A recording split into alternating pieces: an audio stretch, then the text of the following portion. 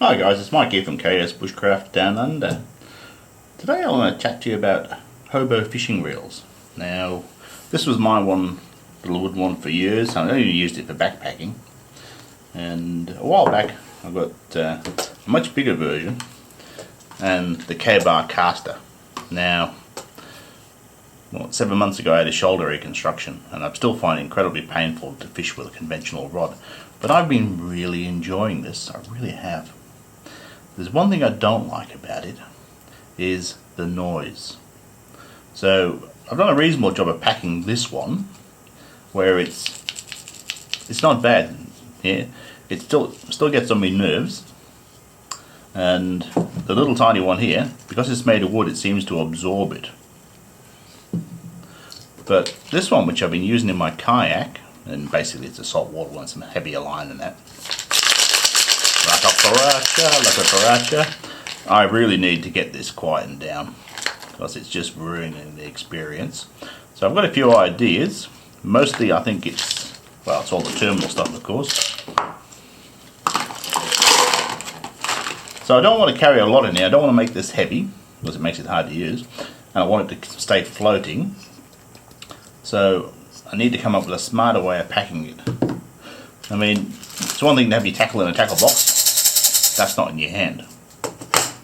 And I could go down to as simple as pre-made leads, but I normally tie my own. These are just there because it's difficult to do in a kayak.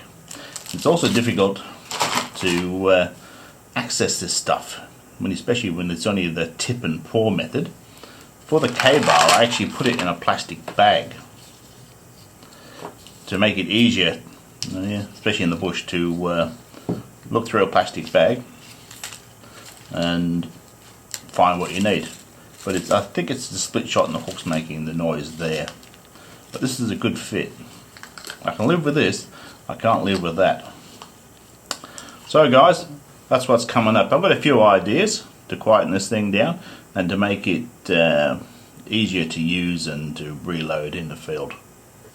So guys, I think we're making progress. I reckon most of the noise is coming from the small terminal stuff. So what I've done here, I've used some heat shrink, and I've shrunk the very small ball sinkers into this lot. So it's quite easy to nick this with a knife and they just pop out. So I've also used a couple of drop shot sinkers and a few swivels. So I think that'll be a result. And also try out this. This is just regular tape and notebook paper.